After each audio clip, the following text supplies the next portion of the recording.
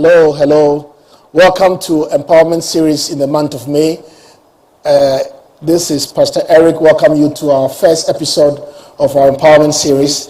The month of May has always been a time that we want to use to empower ourselves in the things that God has called us to do.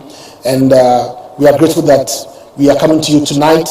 And for the next couple of Wednesday evenings, we're going to come to you in this same format.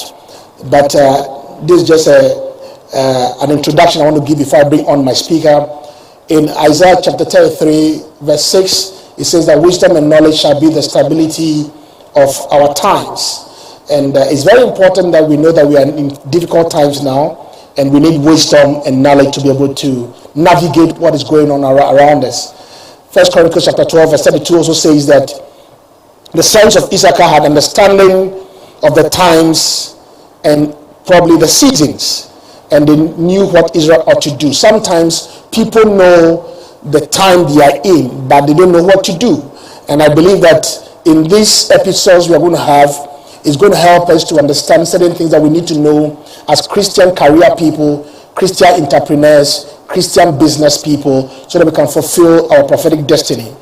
In the last couple of months, our world has been ravaged and come under the spread of this novel coronavirus pandemic, and it has really shocked all of us all over the world. In the light of this, Christians need to understand the season we are in and also position ourselves for what can do with our lives. Today, we are very blessed to have one of Ghana's finest executive coaches helping us on the topic how developing a multi-streams of income. So we have Reverend Albert Ocran, who is going to join us shortly. And Reverend Albert Ocran is executive pastor of Christ Temple, serving at Dr. Mensa Otabil, who is our spiritual father, our general overseer. He's an executive coach with years of experience in guiding leaders and organizations through consultancy services, media interventions, and writings. He has authored 26 personal development books and a recipient of several rewards for this work. Reverend Albert, welcome to tonight's empowerment episode tonight. Welcome. Thank you very much. It's amazing, Reverend Eric Xexemeku, that we get to do this year by the power of technology. In our previous interaction, a couple of years ago, we spoke at that time about how to remain relevant in the year 2020 and beyond. That's and it sounded almost like a prophetic prediction. Now here we are in 2020, and everything that was said at the time has come so true. Yes. And our world has changed so much. But thank you so much for putting this together. It's so timely, so relevant, and obviously it is something that will be extremely beneficial for our viewers and our listeners. We are very grateful that you've made your time out of the busy schedule that you are on. I know how busy you have been, and working with our general overseer and also making time for it. I want to say that I want to find out whether Auntie Comfort and the family are all doing well. By God's grace, you are very well. And talking about working under the general overseer, it's a very awesome opportunity to even observe how he's led from the front and responded so powerfully to this pandemic and the world, how it took the world by storm. And it's just humbling to just watch and learn from the response, as well as the hours and commitment that goes into serving people the way that he does. And we can only be appreciative that we can learn and watch. All right, so let's go right into our topic today. And then we are very privileged that you are going to help us about that. So it's about how to cultivate multiple streams of income. So the first question is that, what are multiple streams of income? All right, so Pastor Eric, let's start from the very beginnings. When we say multiple streams of income, we are talking about generating income from different streams or sources. Traditionally, most people have one main source of income. So when we say let's talk about multiple streams, we are suggesting that there is another way of doing things where you don't, as they say, proverbially, put all your eggs in one basket. So it is earning income from more than one stream. All right. So are there any scripture basis for MSI? So when you say MSI, it's a short form for multiple streams Streams of income. of income, yes. Our viewers. Yes. Is there a scriptural basis? Let me start. I'll give you two scriptural comparisons. Let's start from Isaiah 48 verse 17 that says that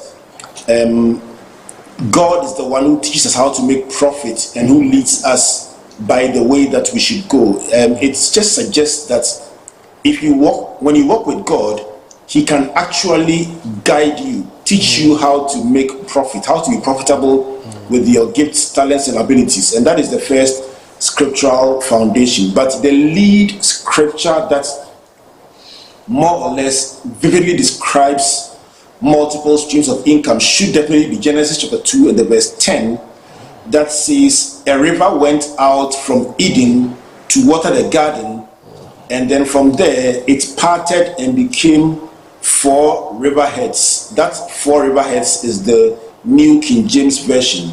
The Darby's translation says it became 4 main streams. I think I love the word streams. 4 main streams. But my favorite should definitely be the Young's literal translation that says it became 4 chief rivers.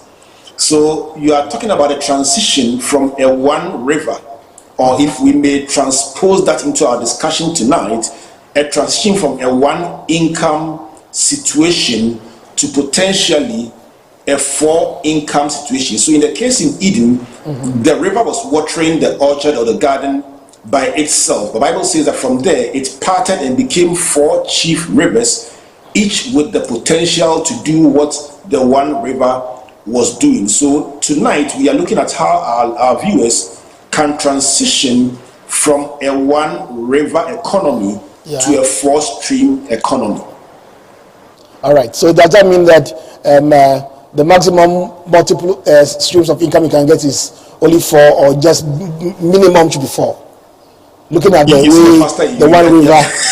The pastor in you is taking the scripture and then getting a maximum out of it. But really, what we are looking at is the fact that we can make a movement from one source to more than one source, and literally there can be as many sources as you allow God to inspire you to create. And as we go along, we'll talk about how that one source can be leveraged into many sources that can be created. But let's establish the fact that when the streams are more, it increases the options of the individual.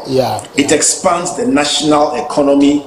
Maybe it also reduces corruption, because the person with 4 children earning a salary that obviously can't look after the 4 children knows that there is a genuine way they can earn income without having to do something that is unethical. All right. I believe that if there's any season that we need this multiple streams of income, is this COVID-19 era. So I think that is a very critical thing. So why do you think we need it? Because I know that in recent months, a lot of people are complaining about how their sources of income have been stopped. Businesses and people have been laid off from work. So maybe why do we need it in this season? I think you captured it beautifully. I mean, no one predicted that in April or May 2020 we'll be looking at such disruption. The world as we knew it in 2019 will never come back again. It's not possible. The fact is that, Pastor Eric, we have seen a total disruption of the healthcare system, agricultural supply chains, education. The events industry is a multi-million dollar industry. It's changed significantly. Aviation is on its knees. Pilots have been laid off in ways that have never ever been recorded in history. All travel and tour companies have been affected. Hospitality has been turned, is it upside down, right side up? It's been turned in some way. Very much. Hit so badly. Transport, entertainment, fashion, banking, media, even church. So our world has been totally disrupted, and no facet of human life has been left untouched by this ravaging COVID-19 that seems to want to eat up everything that is dear to our hearts. Yeah. Now, as a result, jobs have been lost. Even for those who have maintained their jobs, there are instances where salaries have been cut by more than half. Yeah. Some companies or organizations are operating at bare minimum capacity because they just have to open to keep themselves going. Somebody was interviewed at the art center and he says, nobody has bought the whole week, but I keep staying here just in case somebody comes to buy. It's just flat. Now, some are also closed down, hoping that better days will come and they will open. The self-employed are even unsure how long they can continue operating with little or no income. Somebody said to me, I'm paying the staff I have left based on my reserves from previous years. So, Pastor, in Psalm 11 verse 3, Bible says, if the foundations are destroyed, what shall the righteous do? If I can borrow this verse and ask a question, if your professional foundations are destroyed, what can you do, or what will you do? And that is why, as you wait for things to pick up, as you wait to find a new job, if you have a supplementary alternative or other streams of income, it becomes a lifesaver. And who knows, a new or possibly even a bigger career can emerge out of the ashes of disappointment and disruption. So this is a big time to talk about multiple streams of income. Thank you very much, Pastor Albert. So how can one identify a possible stream of income? That's an interesting one, Pastor. I will start from something you love. It's very difficult to create a stream out of something that you're not familiar with, you don't love, you're not passionate about, or you're not good at. So for you to be able to create a new stream, it must be something you love, something you are passionate about, and something there's a demand for, because obviously you're talking about income, not just people having fun. They must pay for what you are offering. So I think that three things, either or possibly all three: something you love, something you are passionate about, something you are good at, and then something that there's a demand for. I always talk about a banker friend who was in senior management and yet was so passionate about baking and confectionaries, and had a habit of, in the morning, going to work carrying pastries to work, and then supplying it to her colleague workers before she starts her day. And she literally would take orders for snacks from all her colleagues, junior, senior, and her level, and supply them all, get to work at 6:30 in the morning, supply them all, and by 8 o'clock when she sits at her desk, she literally has banked her first income stream already. But let me pause, Pastor Eric, to bring our minds to a reality that may be hidden in this story, but which is so critical for the discussion we are having. Now, this is somebody in senior management selling cakes, pastries to your juniors will be regarded by some as below her level, because our traditional mindset, you are senior, you hold a master's, you are a chartered accountant. That's big. And selling pastries will be regarded as going way below your level. But in the book of Proverbs 14 verse 23, Bible says, in all labor there is profit. But mere talk leads to poverty. So a friend of mine always used to interpret this scripture in this way. The person said, shyness and poverty, if you are shy, then you deserve to be poor. It's very, very they true. They are bedfellows. It's very, very true. Because if you are hungry, the shyness will disappear. It's true. It's very true, because it's very, and the story you gave us, because imagining somebody who is in senior management coming to sell pastry, a meat pie, or some kind of cake to somebody who's in the cage. It's like, you earn so much, why are you doing this? But the person was earning something before she goes into a real job. That is very, very important. So I noticed that you mentioned. What is even more interesting? What makes that even more interesting is that the inevitable disruption finally came as a result of circumstances way beyond her control and that of several other people, there was a need to downsize, and there was an offer for people who wanted to do voluntary retrenchment to pick a financial package and go into it. And guess what? Wow. Because you've built a skill and you built literally a business, it was preferable to go into that business full time, take that package, and then rebuild your career. And guess what? I was recounting the story at a session in Prophet Anos's place, and then question time, somebody starts up and says, I'm also a banker, and I heard you share this story, and I said it is possible, and I also am interested in pastry. So I began to build my career in the same way, and guess what? I also got the same opportunity. I went full time into pastry, and I've grown my business big time with the capital I got from the voluntary retrenchment. When the storms come, when the disruption comes, if you've been building another stream, the effect is far less than if you are standing there with your arms in the air waiting for manna to fall from heaven. There was something you mentioned, the few things you mentioned about love, passion, something you love to do, and something that there's a demand for. But what caught my attention is passion. Is it very important that what you are passionate about can necessarily become your stream of income? All right, so the things you're passionate about do not always have to necessarily be sources of income. Some use their talent in full-time business or employment, others in part-time business. But a talent, an interest, a passion, or a skill can also be used for fun, or leisure, or to serve humanity. I mean, you and I are pastors, and we are honored to have church workers who deploy their talents and their abilities voluntarily or volunteering to serve church.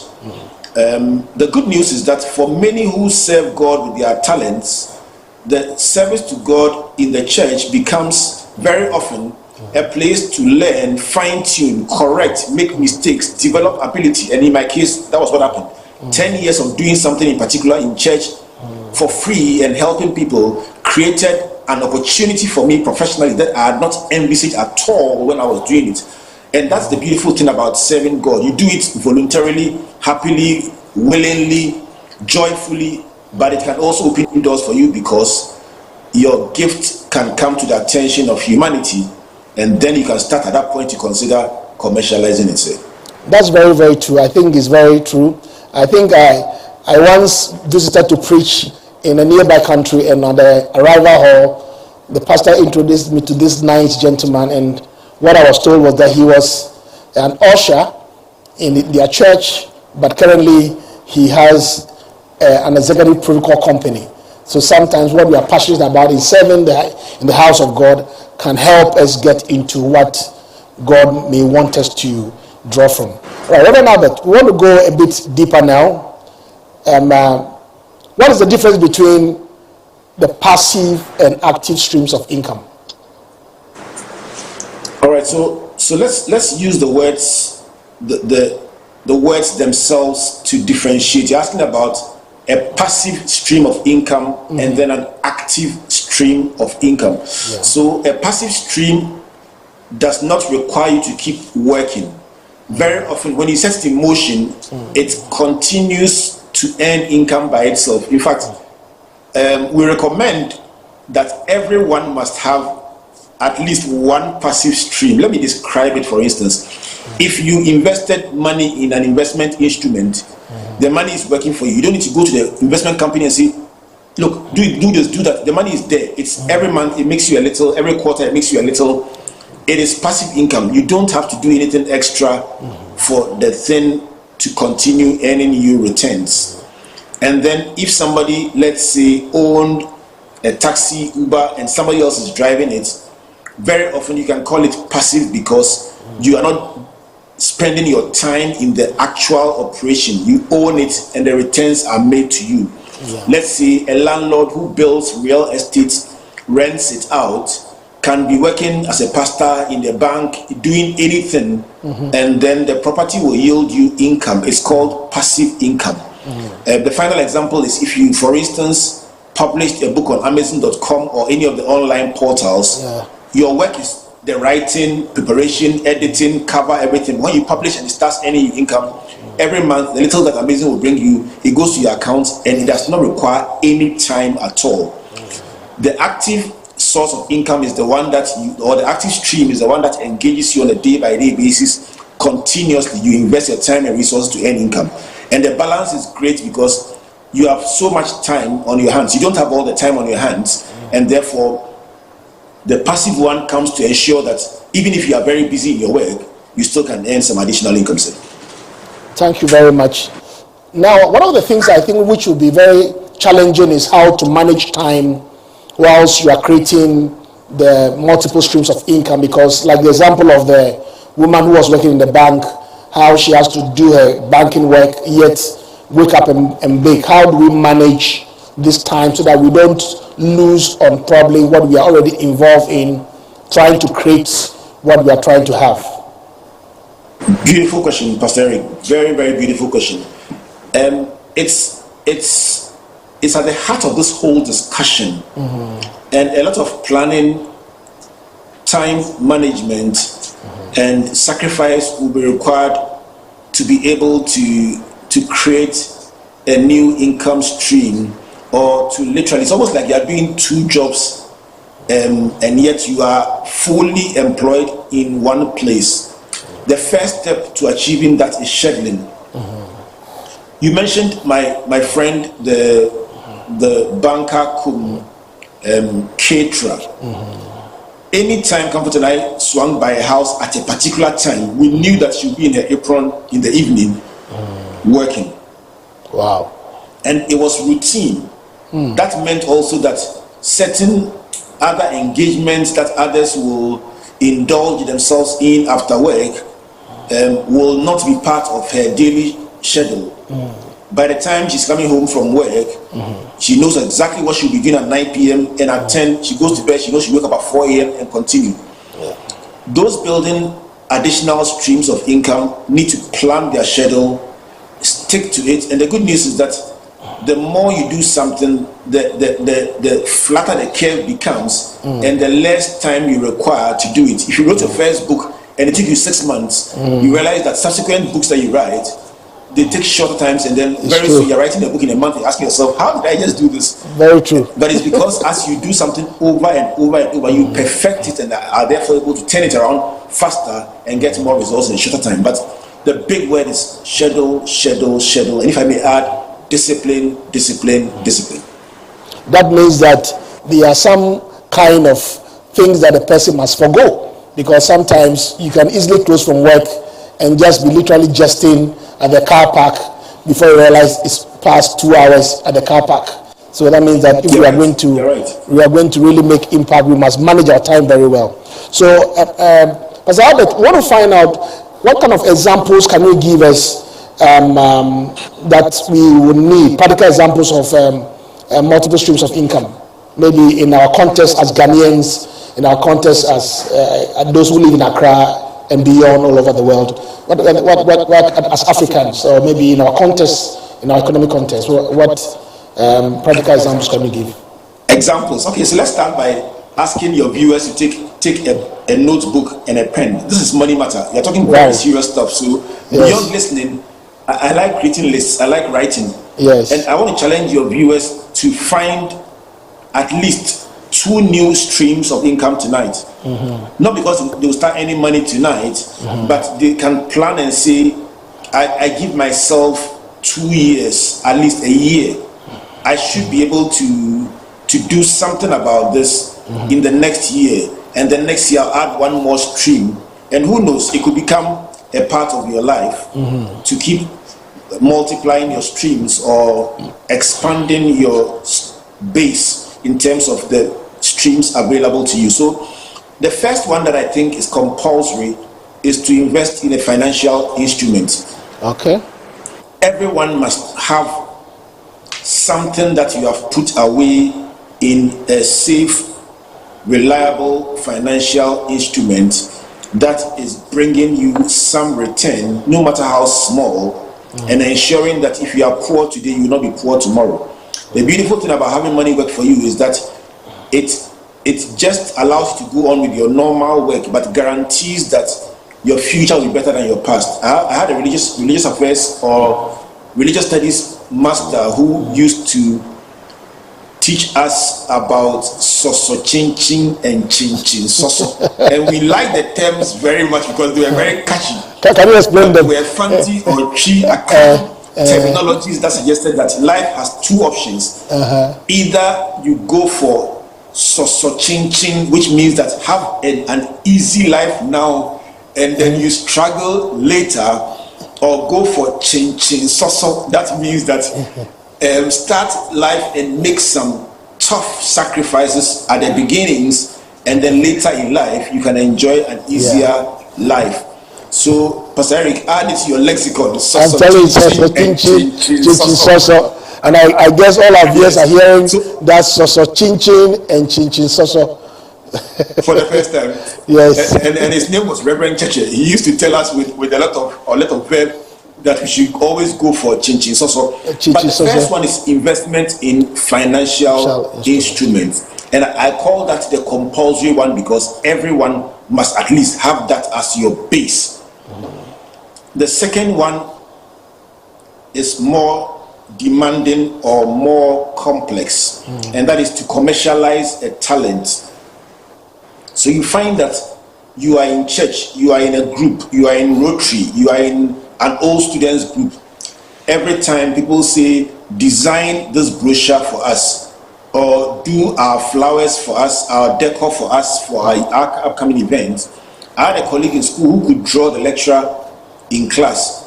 If he gets bored in the class, instead of listening to what the lecturer is saying, he will just draw the lecturer, and you would think he's writing notes. Look in his jotter, and he's drawn the lecturer to perfection. This is a natural artist. Wow. And then there are people who write very well. That's also something that can be commercialized. And then design, as I mentioned earlier on, is also another potentially commercial, something you can create income from. And then concept development. Many people regard that as a hobby, but there are people who can listen to what you are saying and build a concept, a business concept out of it. It's such a huge talent, and that's something that you can actually market even online. You don't even need to create the stream in your country per se. You can say, okay.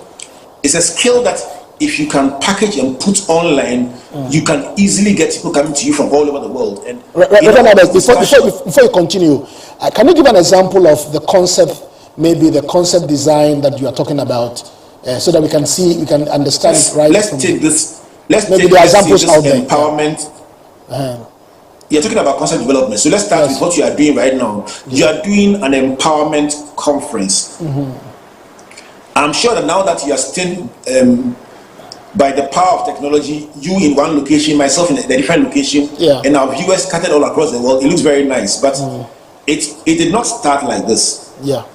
Even the first inaugural conference I spoke at a couple of years ago was a product of a lot of refinement of a small idea.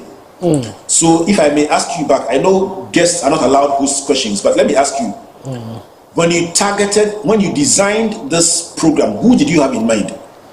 Oh, I had, number one, our members, our viewers, and all over the world, people should be able to log in and watch and be blessed and be informed. Okay, so before it went online and auditorium, and who attended, were you looking at students? Were you looking at business people? Who were you looking at? I think my major focus had been on people, young people who are rising up into business and those who are already in business and how they can manage whatever they are doing now. Because my vision is that one aspect, I believe that we must empower people, Christians, to become very successful in business. And sometimes we limit the church to just coming to pray, coming to worship and sing songs and go. But the church is a training center, it's an empowerment center where so much information comes from. And from our vision and our mission as ICGC, influencing society, shaping vision, I think that we are just in line for that. Excellent. So you see, just in a short time, you describe the origin, the genesis, the heartbeat of the empowerment series. So what you've just done is what the typical concept developer will do. They will sit down with you and they will ask you to tell them what you have in mind. You say, I want to do something that will touch young people, emerging leaders. What do you want to achieve? I want to empower them economically. Which country do you want to reach them in? And then you say beyond Ghana. Then they're writing notes. They come back to you and they develop what you call a concept paper that tells you this one speaks to your target audience. This one speaks to the vehicle you will use. This one speaks to the kind of questions you would ask. This one responds to the kind of resource persons you would use.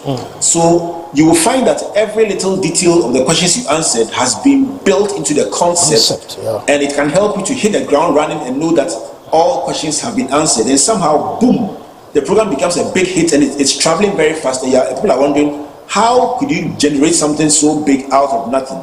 But it's because maybe a concept developer works with you to fine-tune your thoughts and help you make it beautiful. Without that, you can still do it, but sometimes you may do it over a longer period of time than if somebody who is a professional, talented, or gifted in that area starts with you right from the beginning. And that's what I'm talking about when I talk about the concept development. Then there's proposal writing. You can have a great idea, something people could finance if they knew about it. But if you don't know how to write proposals, you could apply for funding and be rejected over and over again. But somebody's job is to put the proposal together for you and for you to get that funding, and you pay them for that service. Then there are organizers. Then there are MCs, professional MCs. So somebody can be a pilot and an MC and also a broadcaster. Then there's fashion. There are people who are medical professionals who are also sewing. And then flowers or horticulture, cooking, etc. So that's all under commercializing your talent. And then you can also commoditize your experience or your knowledge. And that is where a person who has finished a distinguished career or built some experience becomes a consultant or writes a book about what they've done, and people buy it because they want to find out, how did Azuma Nelson achieve so much in boxing, and why don't we have new world champions in Ghana today? What did he do right? Azuma then becomes somebody who is commercializing or commoditizing his experience as a boxer. He can open a boxing academy, he can write books on boxing, he can host programs on boxing, and it all is built around a career or an experience he's had that he's leveraging. Let me just mention two quick ones. You can also create a supply chain solution because there is a need here and a solution in a different place. And what you do is just bridge the two. Take something from here to where it is needed and you get paid for it and you are cool. The last one is intermediary services. That is what you may want to call agency or brokerage, or in our traditional language you call them middle men or women. That means somebody has something that they are offering and somebody else needs it, and you take it from that person to that person and you get paid. I mean, the whole business model of Amazon, Airbnb, Uber is built on that kind of system, that principle, where somebody becomes the bridge and you pay them for their services.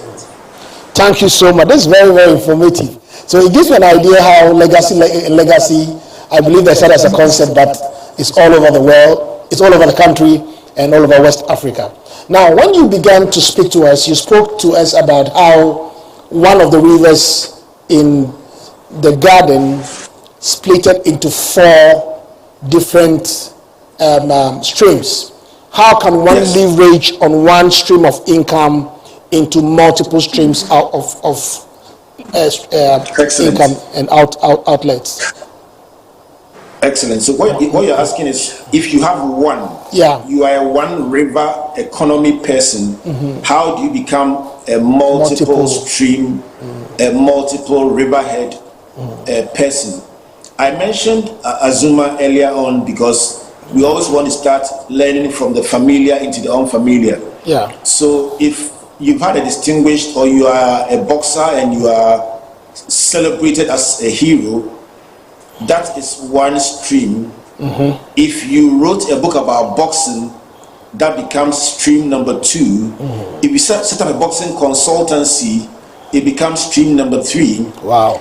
If you opened a sporting academy or gym and called it Zoom Boxing Academy, it becomes number 4. If you set up a TV program, a radio program to talk to, or a coaching program, mentoring program for young boxers, we could go on and on. But the beautiful thing, Pastor Eric, is that I've deliberately used examples that are all diversifying horizontally. You may want to call them spreading yourself horizontally. And the reason is because many times when we talk about diversifying, people think about what they call in business school conglomerate or wide diversification. So in that regard, you find somebody trying to do salt, construction, radio, roads at the same time, school, hospital. It's possible. Some are very passionate about that kind of diversification. It requires more resources, and also it is high risk. But some people have done it. However, the natural progression, the one that is easier, is leveraging or layers, where you add on to one thing by doing something that is so similar that it is literally like the same thing being repositioned or repackaged or represented. For instance, if a person writes a book and out of that book presents a radio show, it is the same knowledge. If you listen to this presentation right here, Pastor Eric, on the empowerment series, it's a talk. It could also be a book. It could also be a training video. And so there are several streams that can be created out of one product. If somebody runs a bus service like VVIP or VIP or any of them, and the person starts a car rental, it's a natural progression. If the person goes into a car magazine, an auto show, a driving school, they are likely to hit the ground running because they understand the industry already. They know the ins and outs, and they may even share common resources in different businesses or the different parts of the business. In business school, they call that concentric diversification. It's like going round and round in circles with the same thing. That is what we recommend because it is an easier progression than going to do different things that are unrelated. So if you want to leverage, start with something you're already doing and doing well, and then build layers around it that are similar that you can easily slide into without breaking your back completely. And as you build them, you find out that there are many more streams that can be created out of the one stream. I think that's very, very, very explainable, because I think when you spoke about our own Zoom and what he can do and maybe what he has done, that gives us a better understanding. So what are the enablers of creating a multiple stream of income? What are the enablers? All right, so by the very description, the word enablers refers to things that help it to happen very easily. Let me throw in a caveat. I learned that from Sharon Lechter, the co-author of Rich Dad, Poor Dad, in my interview with her almost a decade ago, thereabouts. And she said, this is easy to describe, but not that easy to do. So let's just put in that caveat before somebody calls you tomorrow and says, Pastor Eric, you said multiple streams of income and my bank account is still the same. It requires effort, it requires patience, it requires time. Having said that, the first enabler is what we are doing tonight, that is education. For us to create a society in which people are bold enough to create more than one income stream, or can even conceptualize and dream about it, it must be part of our conversation, it must be part of our educational curriculum, whether formal or informal. Pastor Eric, it is interesting to note that in our formal education, you and I, from basic school to university and beyond, no one ever teaches you about multiple streams of income. It is almost like you are programmed to earn one stream and be thankful when you get that job. But Imagine if right from childhood, our children were oriented to believe that they can earn more than one stream. Imagine if that child is encouraged, there's an essay and there's a prize on it, a financial prize. Even if they will not win, you encourage them to write the essay, go into the competition and write the essay. In the child's mind, the child is writing the essay because it is English language, but they also, at the back of their mind, are being oriented, or if I may use a more brutal word, indoctrinated to know that they can use their ability or talent to earn income, and it is right, it is not wrong. That child will grow up looking for new opportunities to do the right thing and earn money, and is more likely to generate multiple streams than a child who only learned how to do their homework and that is all that they learned. I'm just saying that it must percolate into our conversation. It must be at the Sunday school level, the nursery level, the primary school level. Let us be bold and teach children about multiple streams. Let's not do it in the very technical way like we are doing. Even tonight, I wouldn't call tonight very technical, but let's not do it in a very technical way. Let's make it in the form of games, concepts, ideas that they can relate to, and they will grow up and they will be just so fired up and they will be just so ready. So I would say that education is the first enabler for creating income streams. And the more you know, the better it gets. And let me add just two more. A culture that encourages innovation is one more enabler. And then if I may throw in a third one, technology is such a huge enabler. For many of the new streams that are coming around these days, they are enabled by technology. So you can sit in one place and serve across the world. In fact, when you add technology, it literally exponentially increases the options that are available to you. Because Pastor Eric, if you were, I could literally have been speaking from Australia. You could have speaking for us. And you have the option of bringing on a speaker from New Zealand, Australia, Mexico, Argentina, anywhere, Holland, anywhere. And what technology has done is that you do not need to fly that person from across the world to participate in this venture. So you could literally have 3 speakers in 3 different continents and do this. It is cost effective. So suddenly many options become open to you because technology becomes an enabler. So I would say that education, a culture of innovation, but one of the biggest is technology. I think that is very obvious, and I think that the COVID-19 is now making us understand that there's a need for us to work a lot with technology. I remember the other day the General Overseer was saying that we must begin to build our media architecture, where people have built big auditoriums, made investments into big properties, but now with COVID-19 and its attendant issues around it, the best is to begin to make huge investments into media technology and architecture. Now, in doing business, I believe that every business person has a skill, has a character, has an attitude that can help the person succeed. Can you share some of the business skills that one will require if you have to create multiple streams of income? I think that the foundational skill will be a certain strategic appreciation of the environment in which you operate. There are people who are so, it is beautiful.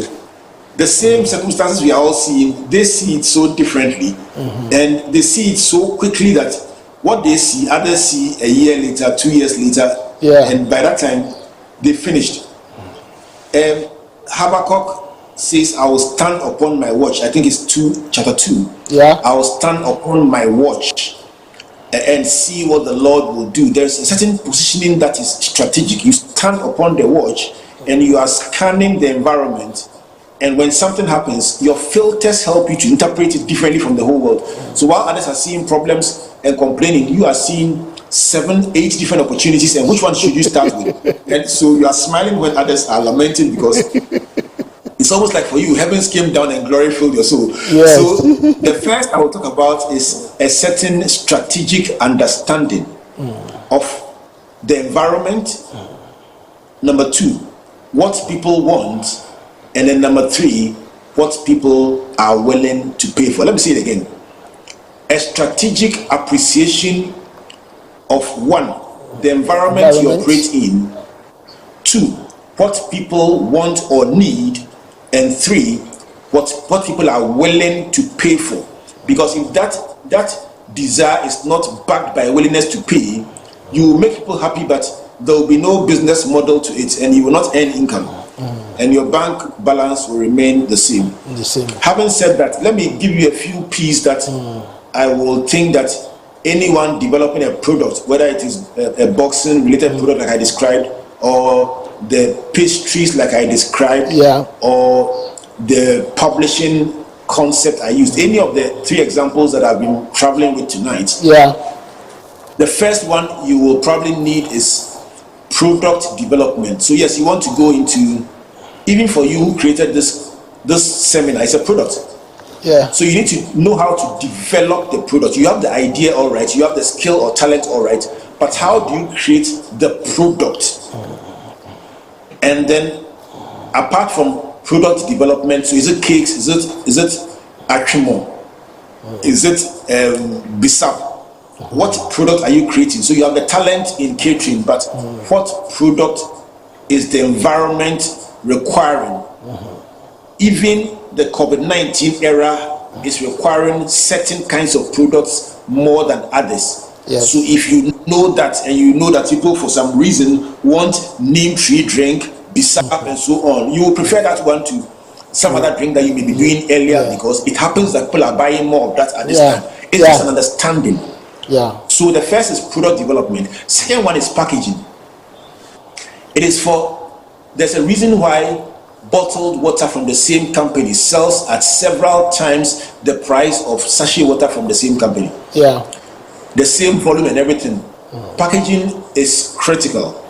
And one of the reasons why our export is doing better now than it used to do several years ago is that we have made significant progress in the area of packaging, and there are times when you need to look at the fine print to know that it is made in Ghana. Not to denigrate our products in any way, but you are so impressed with the product, and you look at it and you say, oh wow, you are even more impressed because it is made in Ghana.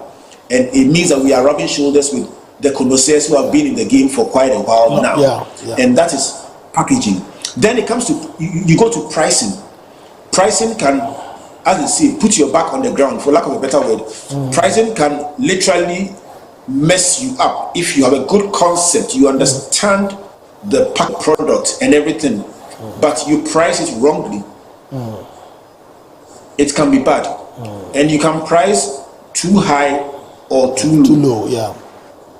But when you understand pricing, you price optimally. In fact, there even are situations where you can do price differentiation.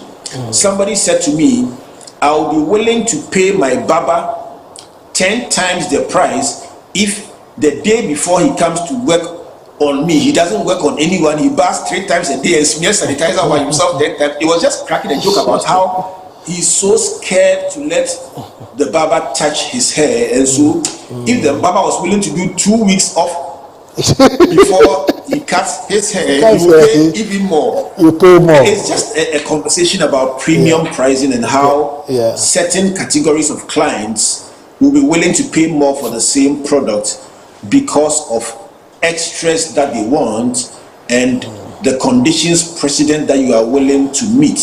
And so pricing is another very important one. Then promotion. How do you communicate what you have? And here is social media playing such a big role in the conversation. So social media is very, very huge. Pastor, can you hear me? I can hear you.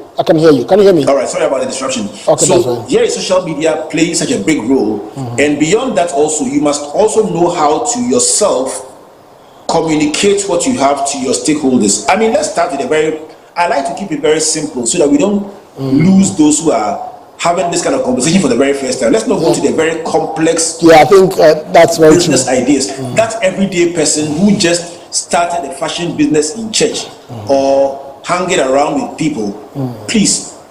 We always say, if I had call cards, if I had this, if I had that, if I had a website, if I had this.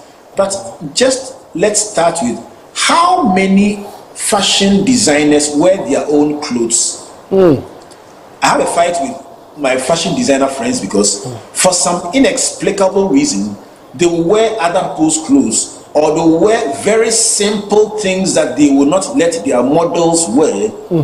And then when they finish, they come to church and pray during 40 days of power that God will send them customers. You are your number one model. Wear your own clothes, wear the best ones. Let us ask you, how did you get this? And you say, I sold it myself. That one alone is a walking billboard. So promotion is really about how you put your services out there and excite people about it and get them to participate in it. And that's very big. The final one is people. People, Pastor, I heard one of my favorite public speakers on the other side of the world, a man called Nido Kubeng, say that he has a list of the 100 most influential people in his life, and he calls them once a month. You've said it before. And he said the list had grown to 160. I like that, because what he was simply saying is that I deliberately grew a network of the most influential people in my life, and I nurse that network. I pay attention to it. I cultivate that network. I don't appear once in a while and say, you helped me some time ago, I need help again. I grow these networks. I take my time to work with them. When you do that with time, you find out that for anything you need in the world, just press a button, send a WhatsApp, and you can get 7, 8, 9, 10 different people. And if you understand how to work with people, how to relate to people, and even how to treat your customers, you will keep growing them and your business will keep growing. So basically, apart from the strategic appreciation, I've mentioned products, packaging, pricing, promotion, people. And people. People, and people are everything. People are everything. Thank you very much, sir. Thank you. Okay, I want to find out something. Is there any risk involved in creating multiple streams of income? The risk, I'll just mention one main one: spreading yourself too thin. You can get excited about chasing a new thing every time, and then you become, for lack of a better word, a jack of all trades and a master of none, or a mistress of none. And the result will be a lot of half-baked efforts, but nothing that has become very significant. No roots and therefore no fruits. Okay. So it's very important that you don't spread yourself too much. And I think that I like the example of starting from the known to the unknown than you going to the complex ones. All right. How important is strategic thinking and timing in all this? Pastor, we're talking about an era of deep disruption. And none of us could have predicted COVID-19. No. Some of the most powerful doors in our lives open very briefly, for very brief moments only. Closed. So COVID-19, with all the hardships it has unleashed, has also created some unprecedented opportunities for those who think differently. So for every person listening tonight, when we talk about strategic thinking and timing, this could be the time when you start from somewhere to look at what is your hobby. What do you feel fulfilled when you are doing? What is it that people are willing to give you a chance on? What is it that brings you a lot of return when you put a little time in it? What is it that people almost say, you know this intuitively, you didn't go to school to learn it, but you just know it? All these are pointers to something that you may call a gift of God you can develop further.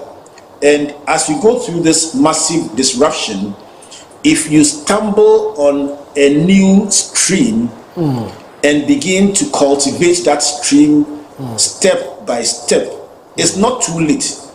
It could become the game changer or the door that could be a lifesaver for you. So I would say that people who capitalized on the first mover advantage in this country went into the production of PPEs, delivery services, online services, and there are some who are so busy now, you're wondering, are they going to the same distraction we are all going to?